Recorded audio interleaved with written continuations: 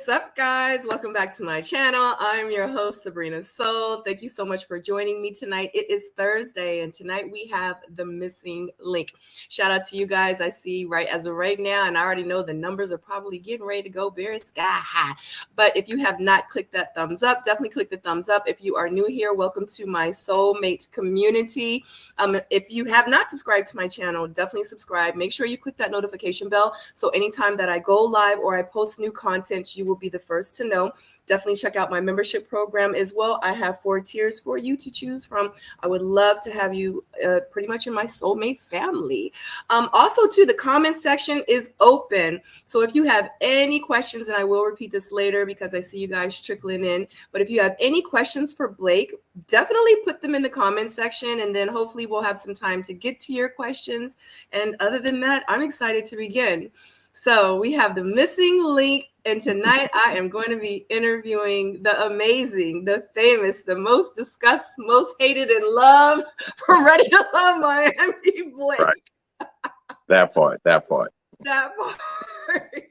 Oh my God. You know what? I have so many questions. I don't know if you guys can hear that, but it is thundering so bad. I have so many questions, but you guys know I'm not even getting to those questions yet. So y'all are just going to have to stick around for the good questions. I like to begin. And the very first question I have for you is probably one of the toughest questions. And that is, who is Blake? Who is Blake? Okay, let's see. I am originally from New York, inner city youth. I claim Brooklyn. Claim Jersey as well, prior military, prior government, entrepreneur, father, former husband. I earned my stars there, and I'd say I come kid tested and mother approved. That's me. I love it. Wow. Okay. Oh God. You know, I didn't know, and maybe I missed it in the show, but I didn't know that you were married. Yes, I have been married and divorced. Yes. Wow. Mm-hmm. Okay, because my questions are, I'm like, well, how long were you? Okay, we're not there yet. All right, so people want to know. So this is one of the very first questions I'm going to put up. I normally don't put questions up, but you know, this soon, but we're here now. DMJ would like to know, she said, I got only one question for Blake. Is Blake his real first name? Blake is definitely my real name. Yes. That was actually going to be my question, but she beat me to it. So. All right, so moving forward, excuse me. So originally, where are you from? Like, where were you born? I was born in Brooklyn, New York. Shout out to Brooklyn. Born in Brooklyn, New York. Grew up in Brooklyn. Jumped over to Jersey about high school, maybe a little bit before high school. Mm-hmm. But I was in Central Jersey, so just right across the bridge, still back and forth between New York and New Jersey. Mm-hmm. So that's why I claim them both. Left there for college at West Virginia State, left West Virginia State for the military. And then, you know, whole nother life once I started the military, finished college through the military and moved around and did a bunch of things there. Worked for the government, was a special agent for the Department of Defense. So I was a terrorism investigator, criminal investigator, hostage negotiator, had a whole life, you know, doing that. Well, moved over to government security, moved over to corporate security, and then began my own company doing all those same things. Okay, so we're gonna get into all that, but okay, so you so you were in Miami, you did the show in Miami, but I've also heard like you live in Houston. Correct. So my 3 regular cities are Houston, Fort Lauderdale is where I stay in Miami, in South Florida. Mm-hmm. Big difference between Miami and Fort Lauderdale for those who don't know. Like, they're only 25 minutes apart, but they're like night and day. Yes. And Atlanta. So that's where I have my footprint, and those are the places that I stay between. Wow. So why do you stay between 3 different places? I just like different things about all 3 cities. You know, my different lives and connections within those cities, you know, different friends. I spent a lot of time in DC. I did 7 years out there, maybe 8 years out there. I just don't go back to DC as often. DC is not what it used to be. DC used to be fun. Now DC is a little too crowded for me. But, you know, Atlanta, Houston, Fort Lauderdale, that's like a regular just rotation for me. I do a couple months or a couple weeks, so I go back and forth. It just depends on what I have going on.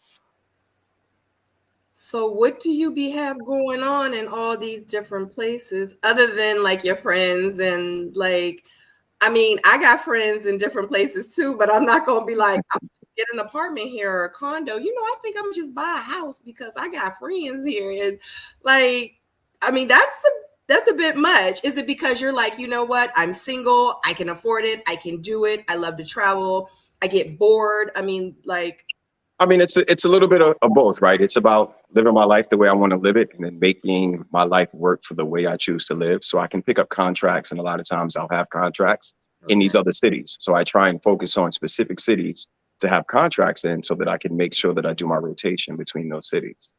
Oh. Yeah. So in between the rotation, what do you do with your properties? I'm just saying because I'm in like real estate and stuff like that. So I'm just kind of curious. Um, I mean, I pay for them. You know, I still pay while I move around.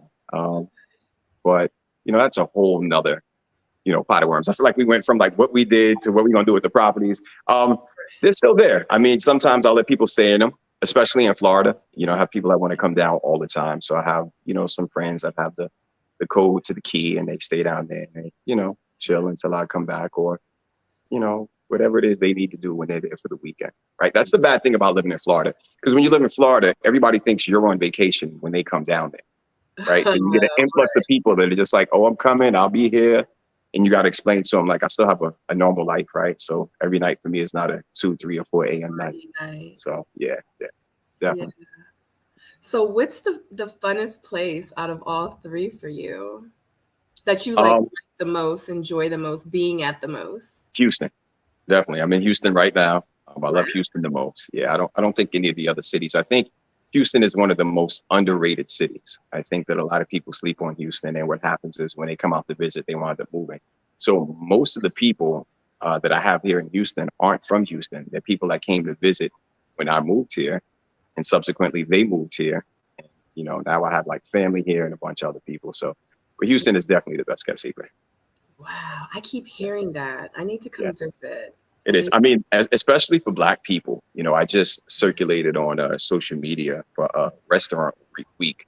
We have over like 60 Black restaurants, here in Houston, I didn't know. that you can frequent for Restaurant Week. And I mean, it's just always something to do. It's a really, really upcoming crowd for Black people. And there is always something to do, just always something to do. Wow, that's good to know. See, if I hadn't talked to you, I would have never known that. Very true. Very true. Yeah. Huh. Interesting. So how would you describe your personality? I would say that I have a very extreme personality, all the way left and all the way right. Right. So we can do bullet hole strip clubs, or we can do, White House gala, right? Anywhere in between, we can definitely make it happen. I think that a lot of times, as we present, especially as professionals, in our world, we do a lot of code switching, right? Going back and forth and just trying to decide where we are and how much of ourselves we're going to be in what environment. So I think coming up through the military and working through the government, it's just a skill that you somewhat perfect as you, switch rooms, within your life, and you begin to climb the ladder. So pretty much everybody, what he's trying to say is he don't got no gray areas. No gray. There's no gray. We go left or we go right. We go right. Exactly. Yeah. It's either white or it's Black. Yep. I get it. I'm the same way. I tell people all the time. I remember, quick story, I tried to get a job and they were like, so like, how are you? I said, well, I'm either Black or I'm white. They're like, so you don't do gray areas? They were like, you don't see that as a problem? I'm like, the fact that you're asking me that, well, pretty much I didn't get the job. So Right. I just feel like, why complicate things with a bunch of gray? You know what I'm saying? Like, so I lie to myself and I try and say I have a gray area, but I don't, right? Like, I'm like, yeah, I got a gray area. And then my friends would be like, well, Blake, you don't even own a pair of jeans. And I'm like, well, that's not really in the gray area, right? That's something else. That ain't got nothing to do with that. So yeah, I'll take extreme left and right. Right. Yeah. So, okay. So we heard in the beginning of the interview when you started speaking about like where you grew up, where you lived. So growing up, I'm talking about when you were like 5, 6 years old. What were you saying? What were you saying to your mom? Mom, like, I want to be this when I get older. Dad, I want to become president when I, get older. Like, what did you want to be growing up? I'm gonna like I said, I was an inner city youth. So I came up in Brooklyn back in the 80s. Mm-hmm. And that was during like the crack epidemic, and, you know, just the world for Black people was completely different then. Facts. You know, I think in that environment, just surviving was the thing. I don't recall ever having like the luxury, or my friends having the luxury to say like, oh, well, we want to be X, Y, and Z, Right. you know, when we get older. Yeah, I mean, that's a very interesting question, because I've never thought about that until you asked, right? Right. No, I didn't start deciding what I wanted to be until I was about 18. Wow. Yeah. That's a great example of being a product of your environment. Very much so. Very Like much so. you, like, think about it. I would have never thought in a million years that's how you would have answered. Right. Right. Wow. Yeah, and that surprises a lot of people. A lot of people are really surprised, you know, Yeah. about my upbringing and where I'm from. I mean, I'm, you know, like I said, grandmother ran the numbers. You know, we had drugs all around. You Yeah. know, it was just definitely a different time, right? And coming from New York at that time, I think that our children are just so much more advanced, right? We didn't have cell phones back then. Yeah. Right. When I left the house, it was like, well, we'll see you by the time the lights come on outside. And even if they didn't come on, there was nobody to call, right? They just waited some more, and you got in trouble for not being there when you were supposed to. Exactly. Yeah, Whip it right in the door. Yep, that was it. That was it, right? You had a key. You wore the key around your neck with a shoelace. Yep. Right. And you were either in the house or you were out the house. So I think that things were just a little different then. You know, I don't think it was as progressive at that time for me. Yeah. Wow. That's crazy, because honestly, that's so like unfortunate that you didn't have like that childhood where, you know, it was like you didn't have those dreams, like you didn't have like those, you know what I mean? Like you were kind of robbed of it. So I don't know if I was robbed, and I don't know. I mean, I definitely could see how you would think it would be unfortunate, but I think it's just the opposite for me, right? Because it teaches, you know, resilience and the ability to overcome. It teaches you focus. It teaches determination, right? And those are the pillars of anything that you decide you want to do or be in life. So I think it's kind of, you know, which came first, the chicken or the egg, right? Do you decide what you want to do and work towards it, or do you work towards having the skill set that you need to succeed, right? I feel like they can go either way. Right. That's a great story. Okay, so when you turned 18, you said you started thinking about what you wanted to be. So what did you start thinking about what you wanted to be? When I turned 18, I still wasn't exactly sure, but I decided that I wanted to study criminal justice. Okay. Coming up, you know, in New York, we didn't have police back in the 80s, right? I don't recall. The only time I saw police cars is when I went to Manhattan, and that's because it was a tourist area, right? We really didn't have police like that in Brooklyn. And I felt like I was going to be like the police officer that was going to be nice and, you know, was going to be different than everything I had seen, right? Nah, my first traffic stop, it was just all bad. I was like, all right, you know what? Maybe I need to look at this differently. I remember I became a military police officer, and I had my first traffic stop after, you know, getting out of school and, you know, whatever. And it was some young Black guys, right? About my age. And their brake lights weren't working. Now, I had no intention on like writing tickets or anything like that, right? I honestly, in my naive years, thought that like I could be a police officer and never write a ticket. And as I got up to the window for the driver's side, before I even said anything, you know, the dude started cursing me out all the way left. And I was like, you know what? Here goes 8 tickets, you know, for the way that you feel, right? For the way that you feel. And it really opened my eyes to people, right? Just understanding that there's 2 sides to every story, 2 sides to every coin. So, you know, it allowed me to see perspective from that side. But then I also got the law enforcement perspective. I remember like I was doing highway patrol. Someone had like sped by me, and I was so offended. I pulled them over, and I was like upset, and I was so offended. Like, did you not see me? You know, when I got back to my car, after I like ran the information and stuff,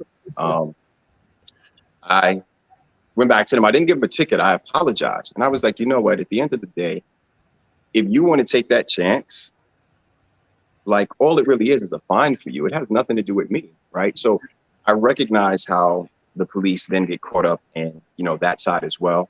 And at that point, I decided I really didn't want to do the local police thing anymore. Police, Yeah, yeah. Wow.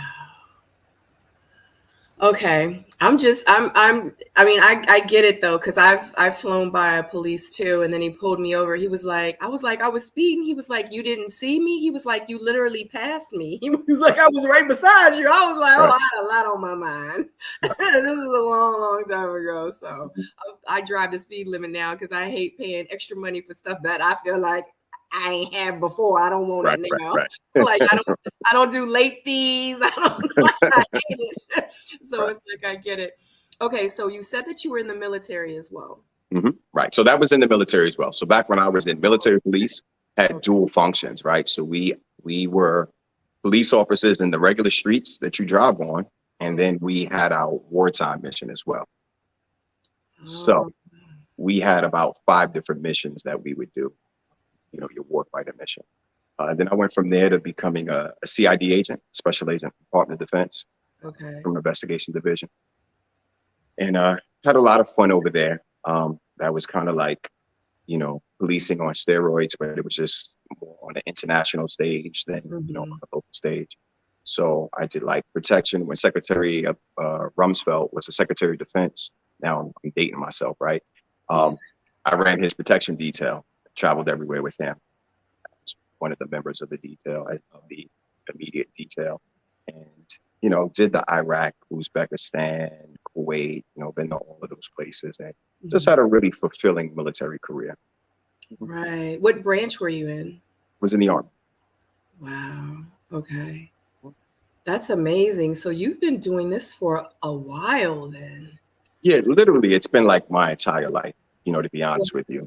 It's been my entire life because even coming up in the inner city and knowing all of the, how do you say, knowing all of the quirks of the game, right? And then going over to work law enforcement. So I went from being like a troubled youth to less than a year later being like on top of my game in law enforcement, right? Because they kind of went hand in hand with the knowledge base that you have and, you know, how you move and knowing how to relate to the people.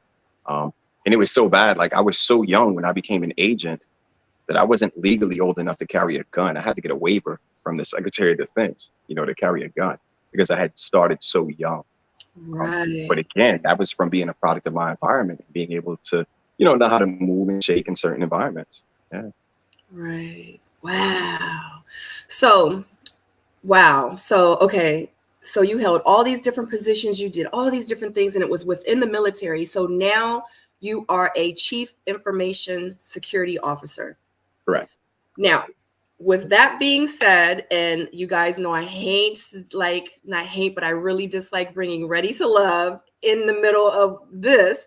But on the show, because they put that you were a security officer, people were like, he top flight. Oh, he's top flight.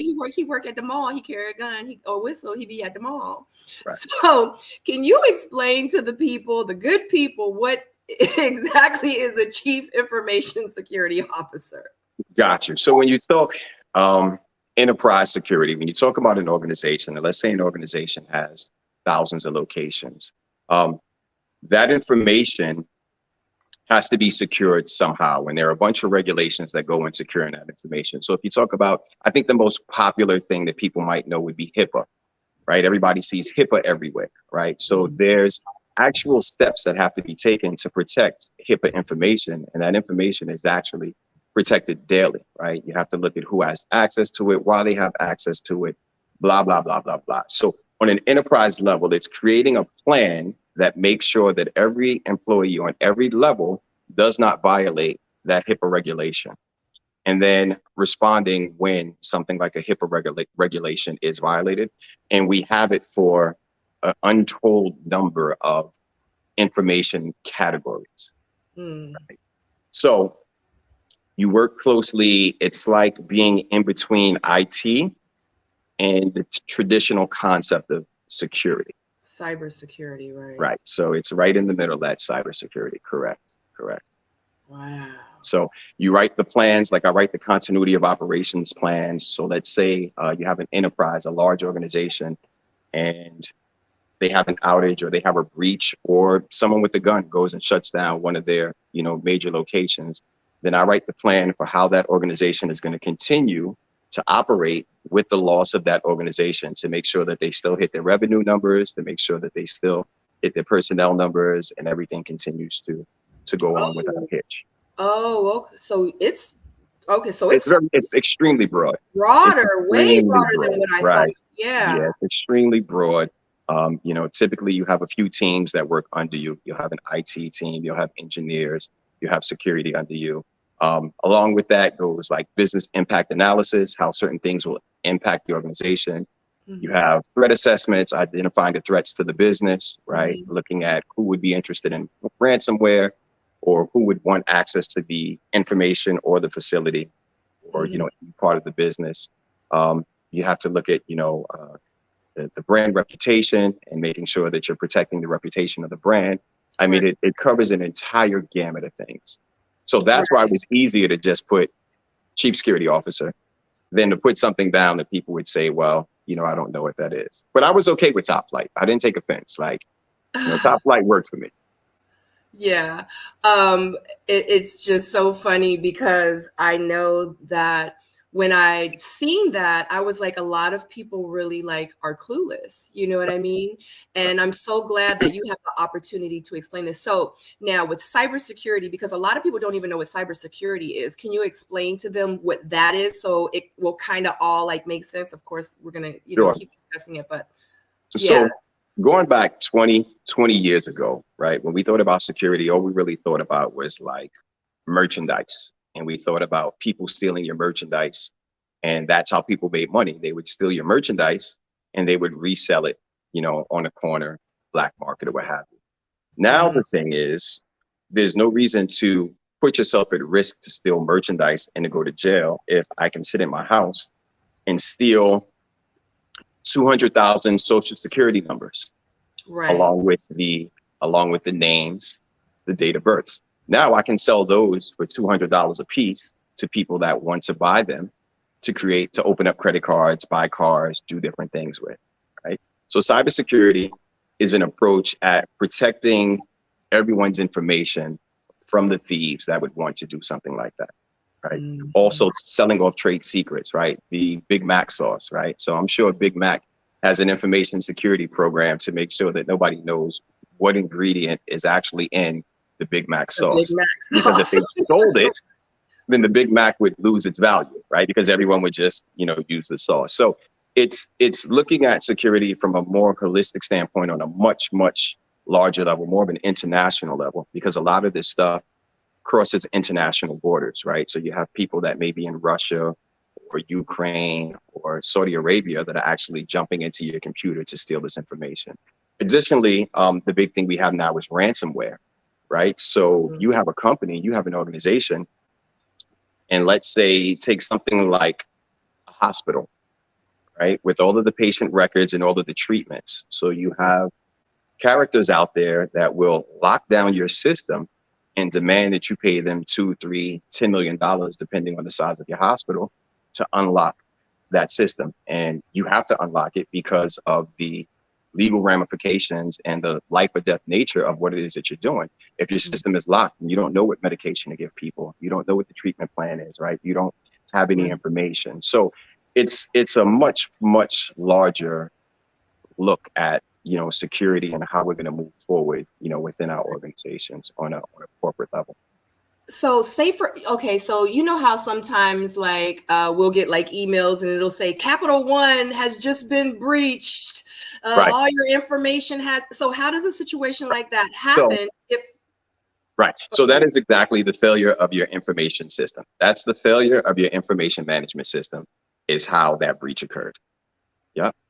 So you didn't have a good plan in place, or you had a vulnerability that you didn't identify, or you didn't have a mediation, plan in place. It really just depends, because you also have the insider threat as well, right? So yeah, there's the people on the outside, but then you get the people on the inside who have access to this information, that know that its social and date of birth are going for $200 a piece, and they have access to 2 million of them. right? So you have to put programs in place so that they can't just throw in a USB drive, download the information, and take it home. Right, but Right? some So of these, there's a lot. I mean, it's a very, very large playing field, you know, as far as that part goes. but the thing is these be big companies, Yeah. like huge companies that should already have these processes and programs and all all this stuff in place, but You they do. still get breached. But, So but it's what you like, know, what you have is you have something known as role-based access, right? And what that means is depending on your job will determine what access level you have to the information, right? So if you just answer the phones at one of these, let's say Bank of America, you just answer the phones at Bank of America, you have zero reason to have access to account information. But let's say you're an account manager. Well, now as an account manager, you have access to this information. Now, if you're looking at an insider threat, are you getting ready to fire this account manager? Are they disgruntled? Are they unhappy with their job? Right? Do they have a financial problem? Because these are all motivations for them to sell that information on the outside. So that would be looking at it from an inside level as opposed to from the outside. outside, like a breach from like oh wow, I guess I never really thought about it like that, like someone from the inside doing it. So so everything that you've pretty much learned in the position that you're in now, did you learn that from being in the military and the jobs that you had prior, or did you go to school while you were in the military? Like, do you have to have like a degree to do this? Like, how does that work with the So I think schooling? for me, it all comes together because the nature of criminality is pretty much the same, right? The motivations are the same. So I think that probably comes with experience, being able to read people and knowing people, being able to identify who would be more likely to do something like this than the other person. I'd say the steps to mitigate and to respond to, that takes special training. So one of my certifications is a CISM, it's a Chief Information Security Manager. And that just pretty much says that you've mastered information security and the concepts surrounding information security. You don't necessarily have to go to school for it, but you would have to have some type of career path that has taken you, you know, there. But there's no real trajectory, if you will, you know, for it, right? It's something that you learn, and once you learn it, you can master it. You can go to school, you can take training programs and different things that you can do. And it's definitely something that I would suggest for, you know, people that are looking to do something different or just starting out, because, you know, the industry pays extremely well, pays extremely well. And it gives I you a was lot getting of ready flexibility. to ask you, but with everything that you're doing, how could it not? Like, it just makes a lot of sense. If anything, even if you were making six figures, it's kind of like, I feel like you might be a little underpaid. It would have to be over $500,000. Oh, no, I will tell you that you are definitely fairly compensated in this industry. Yeah, this isn't one of those underpaid industries, because, you know, you're the subject matter expert for, you know, this enterprise.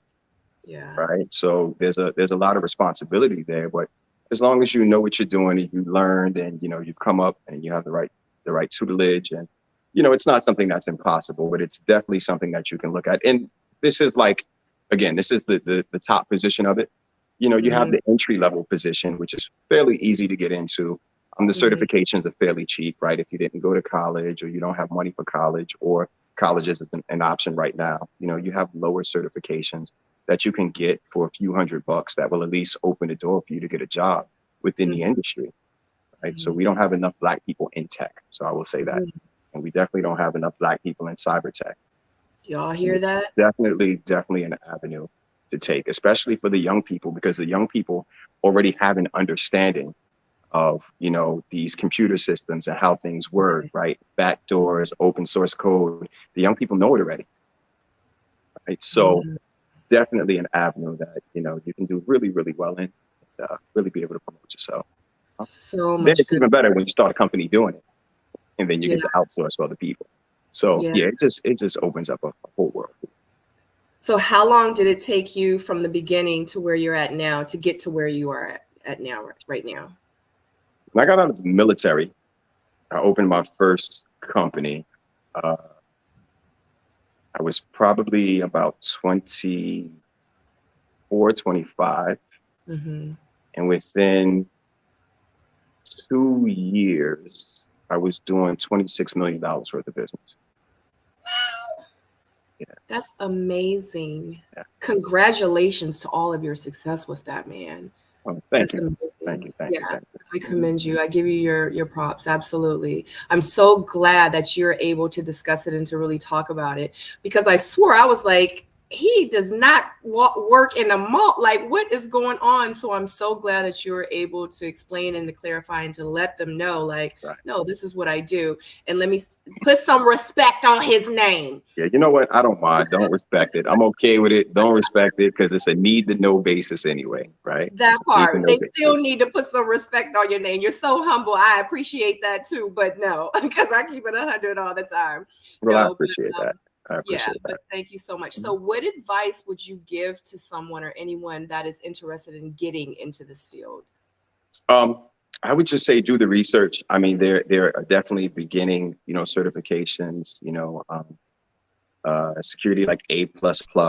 I'm sorry. Yeah, A++. There's just so many avenues to get into it, right? It's just that we as Black people, I don't think we have the exposure to understand, right? Mm-hmm. This little A++ certification, let's use that as an example. It's like an hour-and-a-half test. I mean, it's not very difficult. Well, I don't want to say it's not difficult. If you apply yourself, it's not difficult. But a basic A++ certification will get you in the door for 60 grand, right? So when you talk about a $200 investment, to get a job making 60 grand, it's not that bad. The other certifications become a little bit more expensive as you go on, but you also need to, be in it to learn. So it's a constantly evolving, and it's an area that's just constantly, it's a constant learning that you would have to do, but it's not something that's impossible. And to be honest, I definitely promote it with, the loss of all of these jobs due to technology, right? All of these jobs that are going to be lost to the robots and the robotics and the outsourcing overseas. We have to have another way to move ourselves forward, because we as, Black people, we were the labor, right? We are the labor force in the labor market in a lot of these areas. And it was because we didn't have degrees and, education opportunities.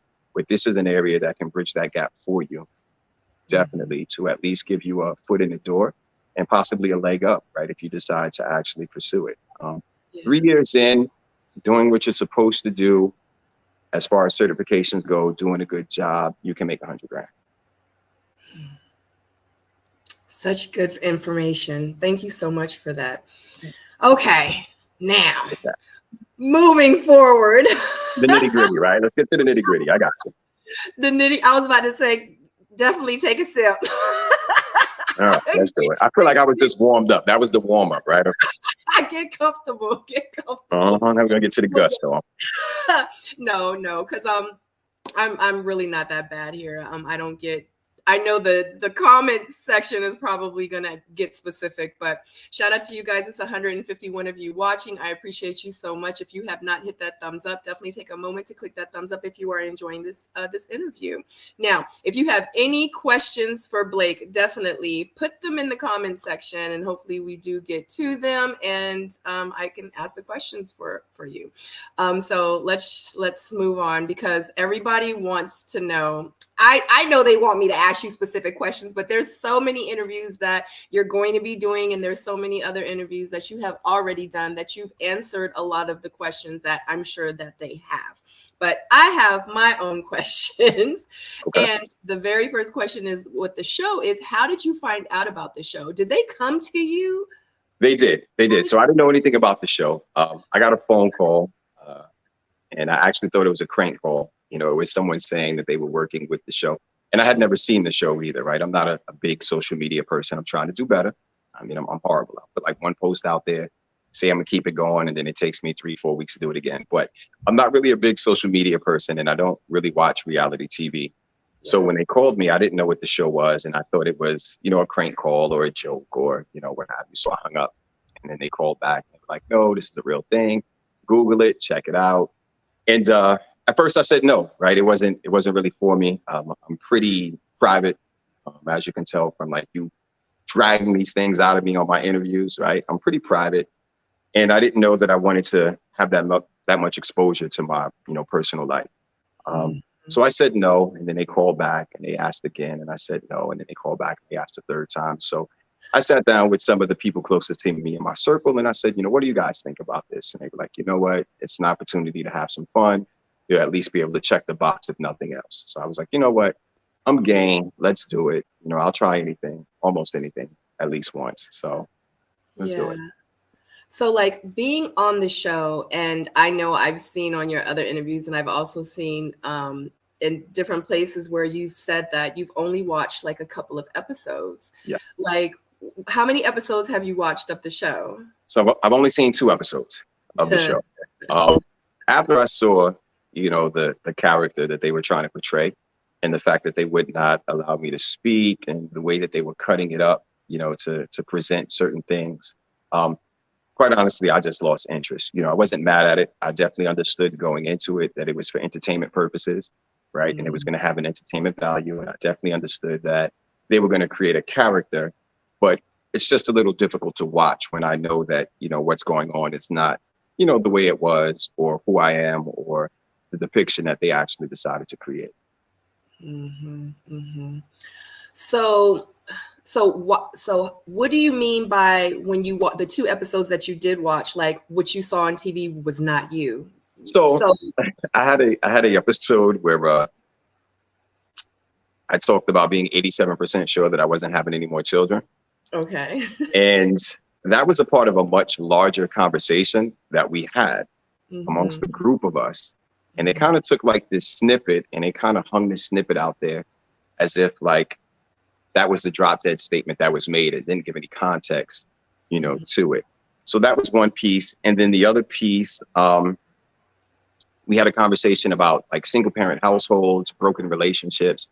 And I think Corbea asked me a question when we were talking about broken relationships, like if broken children, if I think that children are broken that come from broken relationships and single family households. And I said, yeah, but the way they cut it made it seem like I just volunteered out of nowhere that, children are broken and, that's that if they have a single parent. So I realized that it was not going to allow me to portray like who I actually am or the conversation, right? Because I'm 10 toes down on everything that I said on the show, but I would at least like that they would have added some context and shown what the entire conversation was. Yeah, because in the very beginning, and of course, everybody knows I was on the show as well. So it's like in the very beginning when I was watching you and when you said that, and I want to say that was probably at that very moment, I was like, Blake, I was like, I can't believe you said that. And then I was like, hold up. Like I really had to stop, think about it. You know what I mean? And I was like, nope, I don't want to feel this way about him too soon. I was like, I need to just keep watching. You know what I mean? And as the episodes kept going, I was like, it's something about Blake. I was like, I feel like he's misunderstood. And I was like, it's a lot of people that don't really like him right now.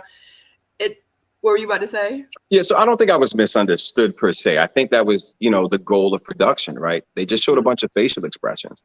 And, they would show the women talking and then they would just show me with the facial expression. Like we didn't have an entire conversation, right? Like the women are talking to themselves. So I think that was just a part of what they did for, entertainment and shock value, which, obviously worked, right? We want to see his head on a stick for a little while, right? But, as time went on, I think that the show got to play out a little bit better. And I was able to showcase a little bit more, my thought process and who I am. So, hopefully that was enough to kind of level things out. Yeah. Like I just when I looked at you and when I watched you, I was like, oh, he means business. Like they could have said a joke and they could have laughed and you would have just sat there and been like, I'm not going to laugh because I didn't find it funny. Yeah, it wasn't funny. Yeah. I'm not good with being disingenuous. Right. So it comes across even worse if I try and give you a fake laugh, right? And just smile at you. So there definitely was a lot of that. I mean, I think the other thing that needs to be said, as I'm sure you've experienced, especially in the beginning, you have cameras in your face from a bunch of different angles. Exactly. Right. So you already have the stress of trying to talk to a stranger that may or may not want to talk to you or that may or may not have something to say that, you know, in the male role, right, you have to get that person to open up and speak. Mm-hmm. And I think that added to, you know, some of the stress, especially in the beginning for a lot of people. But, you know, all in all, it was a good experience. It was a good experience as far as checking the box, right? It was fun to go through, and, you know, you had a lot of laughs while you were going through it, a lot of long days. But, you know, people don't understand, you're shooting for 18 hours for them to come up with 20 minutes worth of content. So you got to realize that's 17 hours and 40 minutes worth of stuff that you did not get to see. Right. That is absolutely right. And they chop and they will put it together however they see fit, however they see fit. Yeah, definitely. You know, so I get it. All right. So the very first scene when you meet everyone at the mixer. So was it any women that when you first walked in, you was like, that's my type, and that's my type? Like, or were you like, my type not here? So I'll say all of the women were beautiful, right? I mean, I think there's something for everyone. Yes. A part of the reason for me to go on was to be a little bit more open-minded, to see what someone else would choose for me, you know, as opposed to what I would typically choose. So I went on with an open mind. So I stayed somewhat neutral until I could really feel out, you know, each person and figure it out. You know, at my age, I'm kind of past the running to talk to one stage, right? I'd rather walk and talk to them all, and then let's just figure out, you know, where we go from there. Yeah. So there was no one that caught your eye when you walked in, not like. No, you know, everybody was already talking, everybody was already engaged, you know, so I just kind of, you know, you glance over and you just kind of walk through and, you know, kind of head nod and stuff. So no, but like I said, everyone, you know, was attractive. You know, I can't take anything away from anybody. You know, everybody has something that works for them, and, you know, we're all people, so we're unique in our characteristics and our attractions. But what I will say is no one was what I would have traditionally walked in and said, okay, well, this is a person I'll strike a conversation with. But that could also have a lot to do with the environment that we were in, right? Because it was an extremely controlled environment, so no one was being their true selves. Right. Because it's crazy, especially the very first day. You're nervous. I think I was sweating like the whole time we were outside. The sun was beaming. I was nervous. I was like, oh my God, you have a booger in my nose. Like, oh my God, like what is going on here? You know? And then I have to smile and really like try to get these guys, you know, like attention and have conversation and try to be pretty. And oh my God, my heels going in the grass and the mud. Yeah, I definitely think the women had it way worse than we did. They had it way worse. I mean, we just sweat. We were like, oh, well, we're sweating. They'll do it. But I think for the women, I mean, between sweating the hair out, makeup running, right, feet hurting for being in shoes for 18 hours, right, I think they had it pretty bad. Yeah, because I remember I had to take a couple breaks just so I can take my shoes off. And it was crazy. I should have never did it because when I put my shoes back on, my feet were like, it's over. Yeah, of course. Should have known better. It was, I know. I should have, but I just needed a minute. I just needed it was my pinky toe was like, and I totally get it. I mean, you know, people don't understand the amount of like standing around that you have to do, right? When they're telling you just stand up, just wait. They got to set up cameras, you know, hold position while we move all the cameras around. So yeah, definitely. And a lot of people, I don't think that you guys know this, but a lot of times, sometimes what you see, what we film, they'll be like, all right, run it back, do it again. And it's like, what? I don't know if you watched did you watch any of the other seasons, Blake? I did not, but I experienced it. I had my first kiss 3 times on the show, right? Like, they're like, all right, make it look natural. Like, look, it was natural the first time. Like, we didn't get it. All right, so we got to do it 2 more times, right? So yeah, definitely with you. Definitely with you. Well, I'm gonna say when you and Sue kissed, I was like, they don't really look like they want to kiss, and it made me feel like that, and that's probably why. Because it was the 3rd time. Yeah, they're like, all right, say that again. I'm like, well, can you tell me what I said, right? Because when you say things naturally, you don't really remember what you say. It's not rehearsed. So you know what you saw was the 3rd take of, you know, the first kiss. So it was like, okay. Because honestly, I said to myself, they really don't look like they want to kiss each other. I was like, they ain't feeling each other. Like, that's what I said. I was like, they're not feeling each other. They don't like each other for real because of that kiss. But Well, I that mean, makes we were sense. having an in-depth conversation, and the conversation was flowing really well. And the kiss happened, and we continued to talk. And then they're like, "Stop, hold on, we missed it. Do it again," right? So that throws off the entire energy, the entire vibe of what you were going through. So I could Right. definitely understand why, perhaps looking from the outside, it was a little awkward. Absolutely. But it's so good to know that now, you know what I mean? Because had I Mhm. not known, I would have just thought that one scene, they wasn't feeling each other. But I get it. Y'all actually were. That's why y'all kissed, but we didn't see that kiss. Right, So, right, right. okay. All right. Mhm. So, oh my God. Do you regret anything that you did on the show? Do you regret anything that you said on the show? Wish that you could have said something differently? No, no, no, not at all. I mean, I meant everything I said. Yeah. I think that again, a lot of it was taken out of context. So for purposes of the show, it wouldn't have mattered. I could have said it differently, and they still would have tried to cut it to have the same impact, to the audience. So, for Yeah. that reason, I really don't regret it. I think it's a very adult conversation. I think I had adult conversations. Um, Yeah.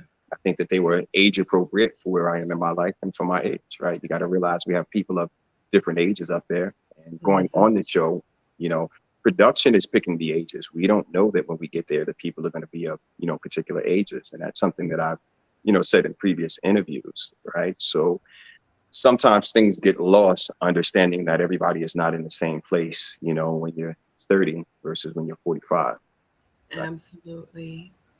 Yeah. Because I did this. I went through the same thing. Like, I told the guy, I'm like, how is this going to work? I'm like 11 years older than you. Like, like, stop acting like you want to make a connection with me. It's no connection. You know, Right, in a right, few right. more years, you could be my son. Like, stop. Yeah. Yeah, and You and know? I mean, that was it for me. I mean, some of the people there were closer to my son's age than they were mine, Right. right? So, Exactly. you know, Because you were one of the older ones I on was the show. the oldest. And see, I was the oldest woman on Yeah, I my was the season, so I oldest. get Yeah. it. Yeah, there's So, no way that I can make a connection with a 35-year-old. It's no way. well, Like, I I mean, think it's not, different for women. I think it's different for women. I think you yeah. could do 10 years. Like, I think, to me, it's not just an age, or it's not really an age within Mm-mm. reason. It's a life experience thing. Yeah, no, I can't. Right? Mm-mm. So if I have a grown adult and a grown man that I'm raising, and you're still, dreaming of having your first child, we're probably not going to be able to meet in the middle to bridge that gap. Right. So you said in the beginning of the interview that you were married once before. I Yes, think I knew that. I think I knew that. You said that on the show, didn't you? I did. Hmm. Yeah. Okay. So are you planning on, or do you ever want to get married again?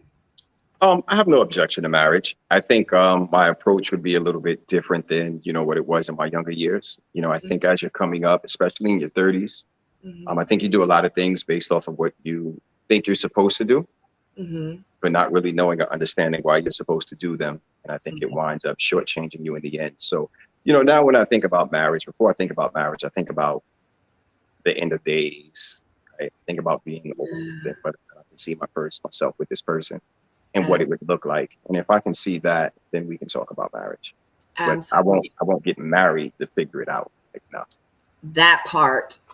Say it louder for the people in the back. So just to confirm, you don't want no more kids, right? No, no more kids. No, no, I'm good. Yeah. I just got asked because it was like 13%, you know. Yes. Well, I was trying to be not when you heard it in context of the conversation, we laughed about it, like, and I was like, nah, no more kids for me. But they just kind of stopped it at the 87%, for the WTH value, right? So Yeah, because everybody was like, what does that mean? Like either he wants kids or he doesn't want kids, you know what I mean? So, but that's good that you clarified that up as well because you said it then right, during that conversation, we just didn't get a chance to see it. right. So, all right, that makes sense. So, real quick, like how long have you been single? Like up into the show, how long were you single? Um, I've been my serious relationship ended in 2019. Then we had COVID, right? Hmm. So after COVID, thereafter, I've dated here or there, but again, having kids and being 45, dating takes on a completely different um, life for me. right? So I don't know. I think once you've been married and once you already have kids and once you kind of check those boxes, the desire to force a situation or to, be with someone else, it changes. And I'm at a point in my life where I value peace, right? And peace is what's important above all. So when I think about dating, it's typically someone that I can still maintain my peace with. We can kind of go from there. But it can be challenging in this new way, in this new world order. I'll say, like this new world order with the social media and all these things. I'm not big on social media like that. I definitely understand the value for like businesses and promoting things, but we're going out to eat and you're taking 25, 30 pictures while we're out eating. Like that's just not something that I'm into at my stage. I'd rather sit down and actually enjoy the person. Yeah. Right? So it's just a little different. I don't know. Yeah, absolutely. So what qualities do you look for in a woman?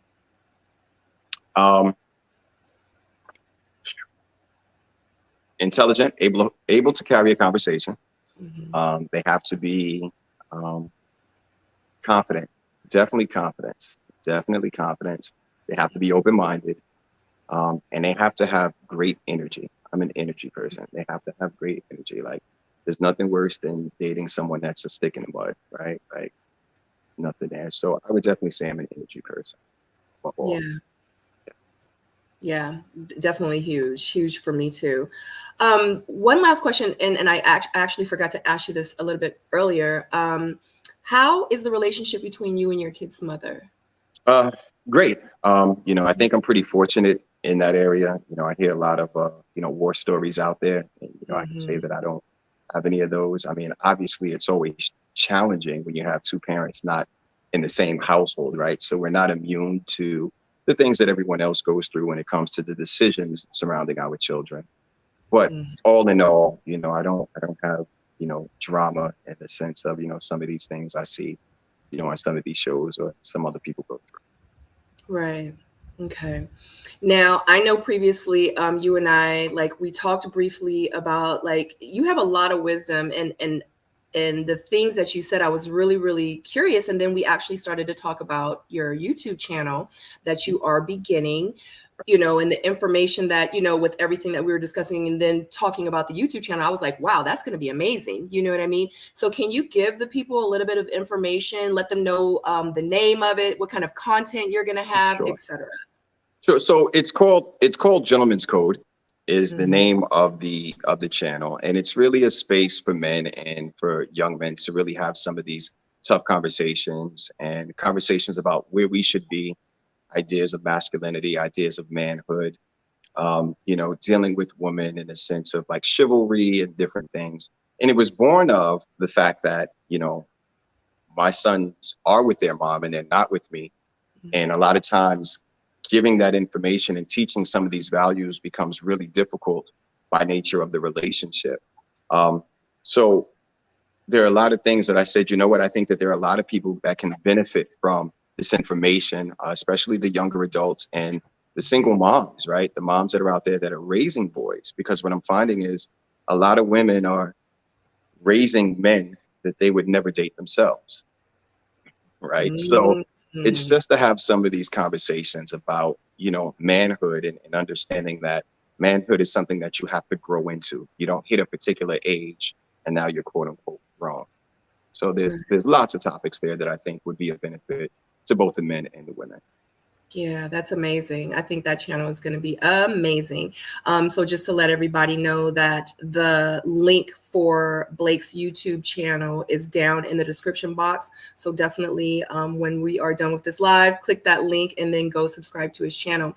Are there any projects that you're working on that you're able to share that you'd like to discuss, or any other projects that you're working on? Not yet. There's always something going on, but as you can tell, I'm kind of stingy with my information. So I'm going to hold on to it for a little while. But by the time we circle back around for this post reunion interview, which should be very interesting, I think that we'll be able to get a little bit more in depth into those other things. Right. Great. So where can the people find you on social media, or do you want to share any websites or any links or anything like that? So my my social media, my Instagram is champ, CHAMP _ Fenimore, FENIMORE.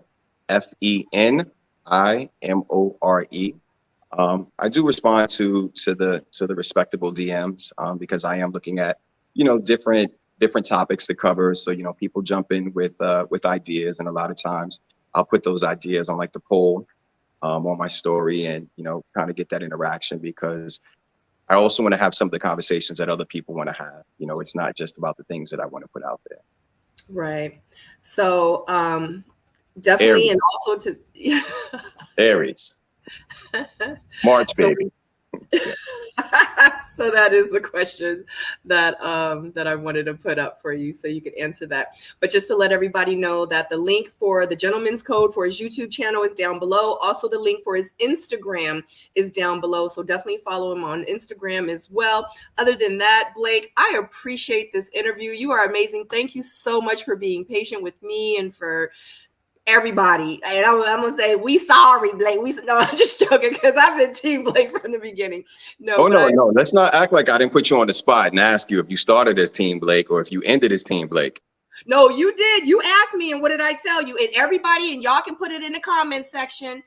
I was never a Blake basher. Never. I used to always be like, I just think he's misunderstood. And I appreciate that. And I used to be like, it's something about Blake. And everybody knows that the first Miami season, I used to be like, it's something about Samson, but it wasn't good.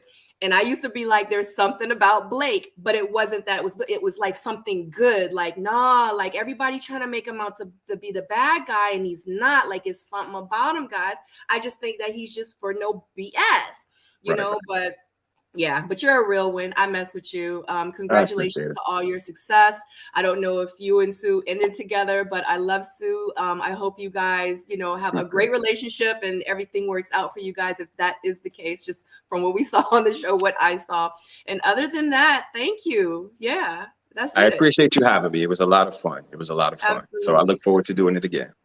Thank you. I would love to have you back. Guys, make sure you click that thumbs up. If you have not subscribed to my channel, make sure you subscribe. And other than that, guys, I will see you tomorrow night